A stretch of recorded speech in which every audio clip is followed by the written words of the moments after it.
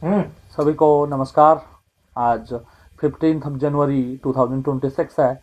कुछ important news के साथ आपके सामने हम लोग प्रस्तुत हैं। आज सबसे इम्पोर्टेंट न्यूज़ में ईरान में होने वाली प्रोटेस्ट और उसमें यूनाइटेड स्टेट्स की इंटरेस्ट और इंडिया की स्ट्रेटेजिक इंटरेस्ट, ये सब बातों को कवर किया गया है।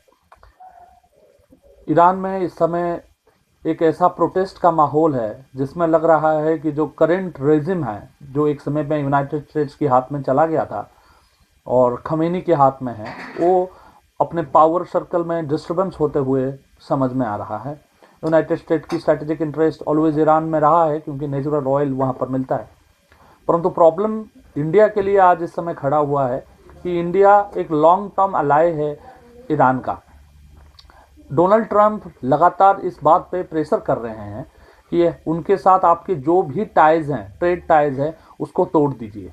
बट वी नेवर नो कि वहाँ पे जो रेजिम चेंज करने की यूनाइटेड स्टेट्स कोशिश कर रहा है, वेनेजुएला में कर चुके हैं, वो ऐसा कह रहे हैं।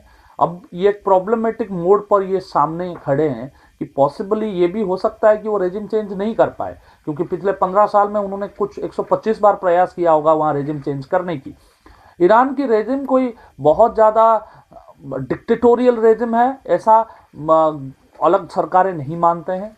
वो न्यूक्लियर पावर बनते जा रहे हैं, ऐसा कुछ लोगों का कहना है, बट उससे बड़ा न्यूक्लियर पावर तो इजराइल है। तो यहाँ पे इंडिया की स्ट्रैटेजिक हित इस पर बचा हुआ है कि ये ईरान के साथ अपनी रिलेशन को कंटिन्यू चला रहे हैं। वहाँ की जो राजा थे, उनका लड़का आजकल यूनाइटेड स्टेट्स में रहता है, वो कहता है मैं रिटर्न आऊँगा। बट हमने बार बार देखा है यूनाइटेड स्टेट अपनी लक्ष्य पूरा करने के बाद देश को ऐसे ही छोड़कर चला जाता है।